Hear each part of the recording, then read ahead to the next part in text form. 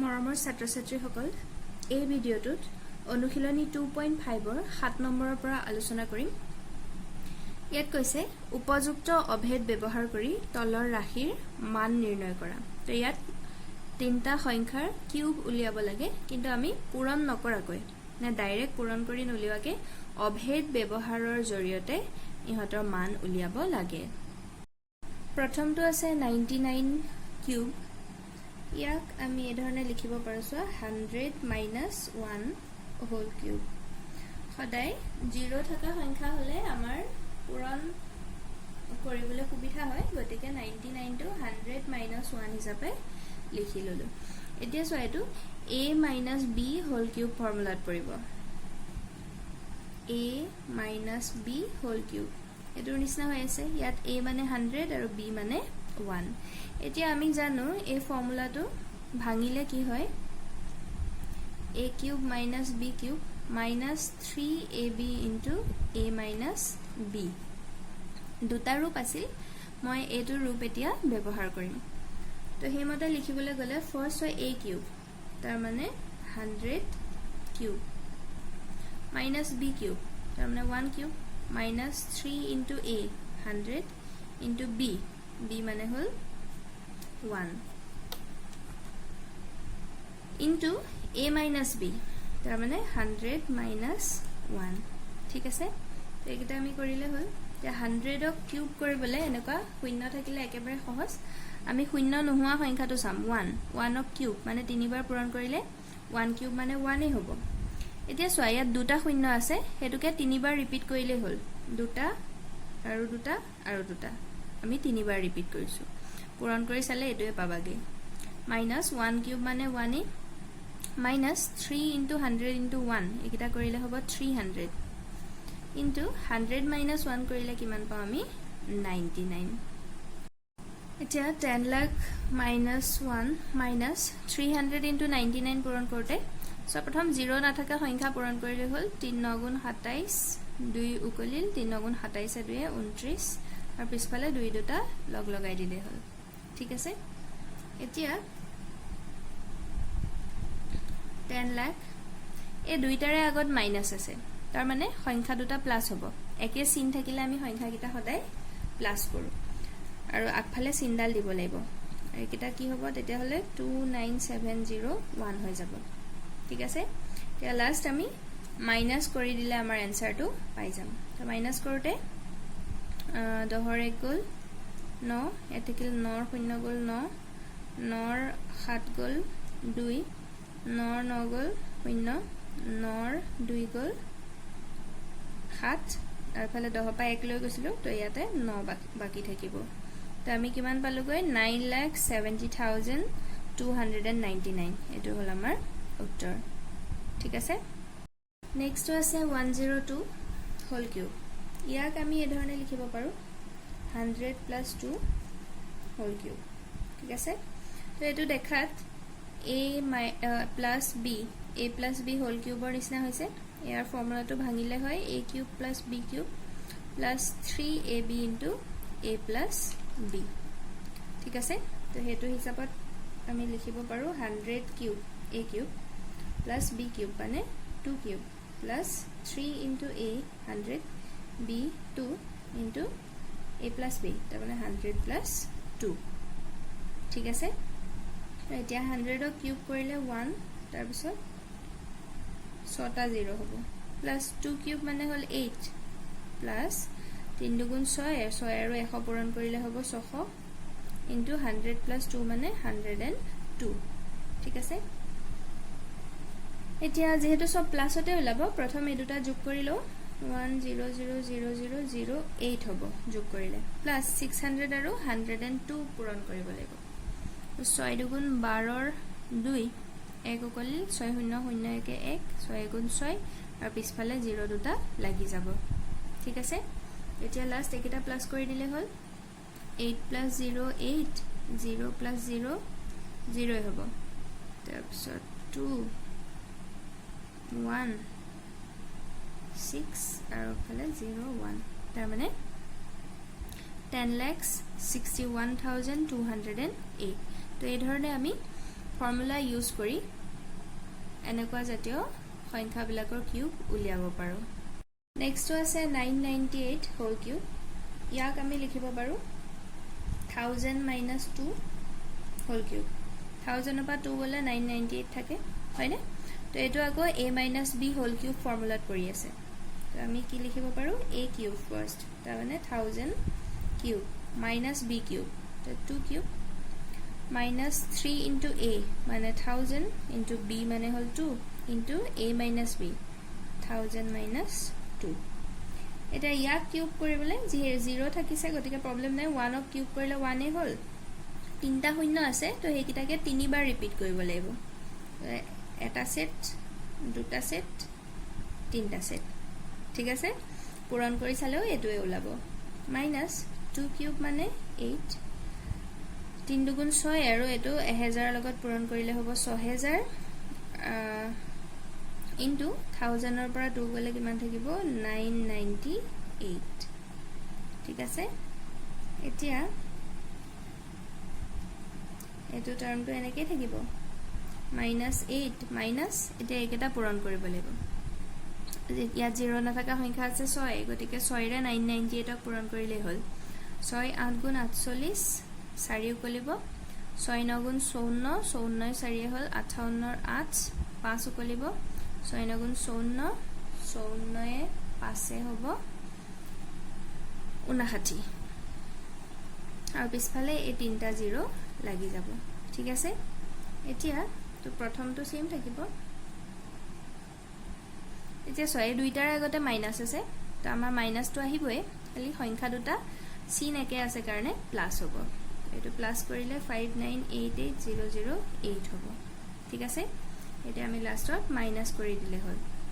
তো আমি ধাৰ কৰিলে ইয়াত 10 হ'ব, 10ৰ 8 গ'ল 2, ইয়াত 9 থাকিব, 9ৰ 0 গ'ল 9, ইয়াতো 9ৰ 0 গ'ল 9, 9ৰ 8 গ'ল 1, 9ৰ 8 গ'ল 1, 9ৰ 9 গ'ল 0, হ'লে 9ৰ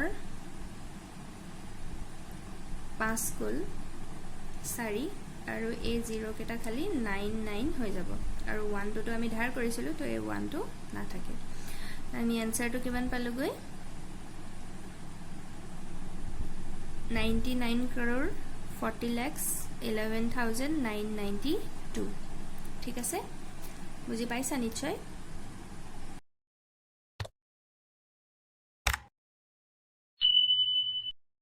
তাৰপিছত 8 নম্বৰ প্ৰশ্নত কৈছে তলৰ প্ৰতিটোৰ উৎপাদক বিশ্লেষণ কৰা। এতিয়া ইয়াত টোটেল 5টা অংক দিয়া আছে, আৰু পাঁচোটাই যদি আমি মন কৰোঁ চোৱা, ইয়াত দুটা সংখ্যা কিউবত আছে আৰু দুটা স্কুৱেৰত আছে।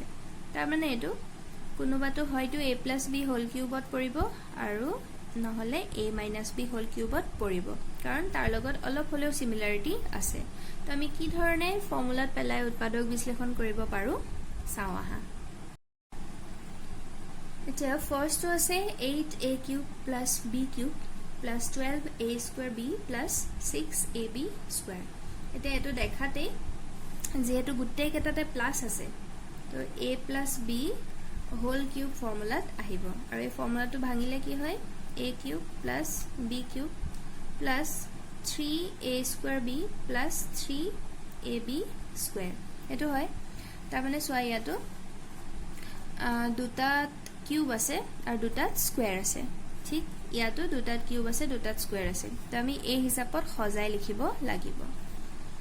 তো এতিয়া 8a কিউব, ইয়াক 2a হোল কিউব বুলি লিখিব পাৰোঁ, কাৰণ 2 কিউব কৰিলে 8 পাওঁ, আৰু এইটো a cube plus b cube plus এই ফৰ্মুলাটা কি আহে 3a স্কুৱেৰ b। ইয়াতে a মানে আমি পাই আছোঁ 2a আৰু b টো বাৰু b, তো 3 এটা আহে ইনটু a স্কুৱেৰ, তাৰমানে 2a হোল স্কুৱেৰ। এতিয়া চোৱা আৰু লগত কি আহে b, এইকেইটা কৰিলে আমি 12a স্কুৱেৰ b পাম। কেনেকৈ 2a স্কুৱেৰ কৰিলে আমি পাওঁ 4a স্কুৱেৰ, হয়নে? 2a হোল স্কুৱেৰ কৰিলে আমি 4a স্কুৱেৰ পাম, আৰু 4 3 গুণ 12 a স্কুৱেৰ b, তো মিলি আছে আমাৰ, ঠিক আছে? প্লাছ নেক্সটটো কি হয় 3ab স্কুৱেৰ, এতিয়া 3টো আহে a মানে হ'ল 2a ইনটু b স্কুৱেৰ, ইয়াততো b টো b হৈ আছে, তো এই ধৰণে আমি লিখোতে চোৱা এই ফৰ্মুলাটোৰ লগত মিলি গ'ল ইয়াত জাস্ট a ৰ জায়গাত আছে 2a আৰু b টো b আছে তো ইয়াক আমি কি ধৰণে লিখিব পাৰো a + b whole cube that means 2a + b whole cube আৰু উৎপাদক বিশ্লেষণ মানে যেহেতু পূৰণফল হিচাপে প্ৰকাশ কৰিব লাগে তো এটো তিনটা ৰাশিৰ পূৰণফল হিচাপে কৰি দিলে হ'ল 2a + b * 2a + b * 2a + b ঠিক আছে ধৰিব পাৰিছানে বাৰু নেক্সট কৰিলে আমাৰ বেছি ক্লিয়াৰ হ'ব এতিয়া এটো আমাৰ সব কিউবৰ ফৰ্মুলাতে পৰিব খালি ইয়াত দেখা গৈছে দুটা কিউব আৰু দুটা স্কয়াৰ আছে হেতুটো ঠিকে আছে আৰু দুটাৰ আগত মাইনাস আছে যেহেতু দুটাৰ আগত মাইনাস আছে আমাৰ a - b হোল কিউব ফৰ্মুলাত আহিব a - b হোল কিউব এই ফৰ্মুলাটো ভাঙিলে কি হয় a cube - b cube minus 3a square b plus 3ab square তো এটোৰ নিচিনাকে ইয়াক সজাব লাগিব ইয়াত এতিয়া চোৱা 8a কিউব তাক আমি লিখিব পাৰো 2a হোল কিউব বুলি মাইনাস এটো b কিউবে থাকিল তো ইয়াৰ পৰা আমি দেখা পাইছো যে a ৰ জায়গাত ইয়াত আছে 2a আৰু b টো b আছে পিছৰ কোয়ান্টিটিটো কি হয় -3a square b তো 3 into a square মানে 2a whole square into b এইকেইটা পূৰণ কৰি দিলে আমি 12a square b ঘূৰাই পাওঁ প্লাস নেক্সট হয় 3ab square তো 3 into a মানে 2a তো b square ঠিক আছে এইকেইটা পূৰণ কৰি দিলে আমি 6ab square ঘূৰাই পাওঁ তো দেখা গ'ল আমাৰ যেহেতু a - b হোল কিউব ফৰ্মুলাত আহি আছে ইয়াত লিখিব পাৰো a মানে 2a - b হোল কিউব আৰু ইয়াক পূৰণফল হিচাপে লিখিলেই হ'ল আমাৰ উৎপাদক বিশ্লেষণ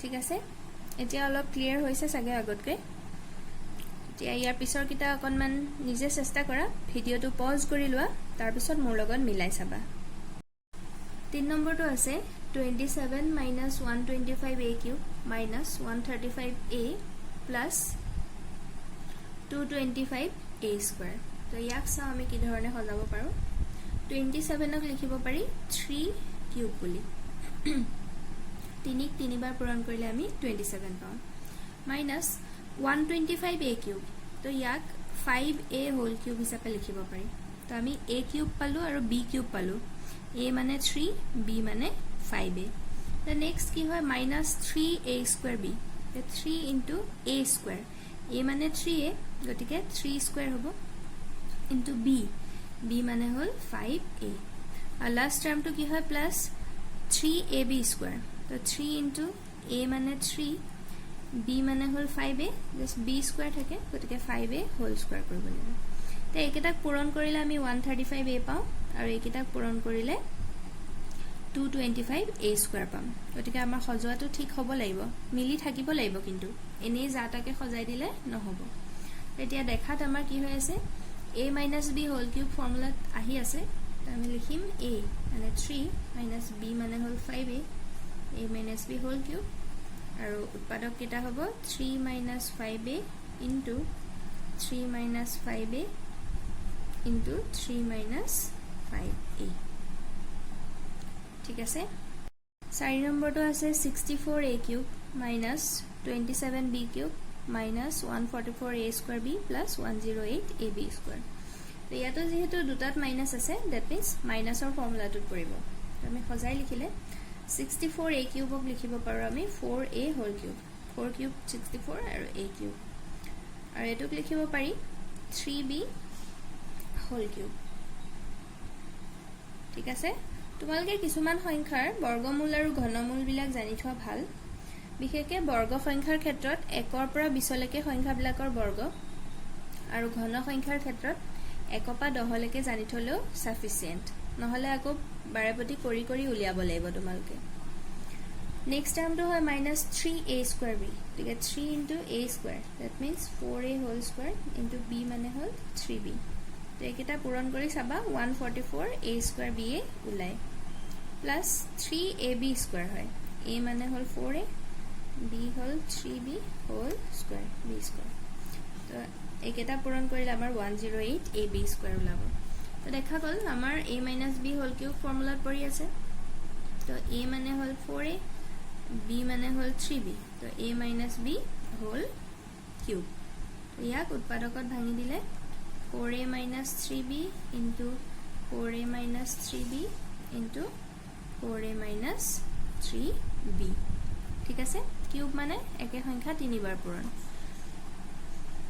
বুজি পাইছা নিশ্চয় তো 6 কিউব কৰিলে আমি 216 পাওঁ তাৰ মানে 216 ৰ ঘনমূল হ'ল 6 তো ইয়াক লিখিব পাৰি এটো তলতহে আছে তো 1/6 হোল কিউব হিচাপে লিখিব পাৰি ঠিক আছে এই কাৰণে মই কৈছো কিছুমান সংখ্যাৰ ঘনমূল জানাটো জৰুৰী নেক্সট টু হয় -3a²b তো 3 into a² that means 3p whole square into b মানে কি আছে 1/6 একেটা কাটাকুটি কৰিলে আমি 9/2p² পাম ঠিক আছে 3 ৰে 6 কাটিলে 2 তলত থাকিব আৰু 3² কৰিলে 9 পাও তো 9/2p² আহি আছে প্লাস নেক্সট হয় 3ab² a মানে 3p b মানে হল 1/6 আৰু b² গতিকে 1/6 হোল স্কয়াৰ এইকেটাকো আমি যদি ক্যালকুলেট কৰো 1/4p পাম তো দেখতে আমাৰ a - b হোল কিউব ফৰ্মুলাত আহি আছে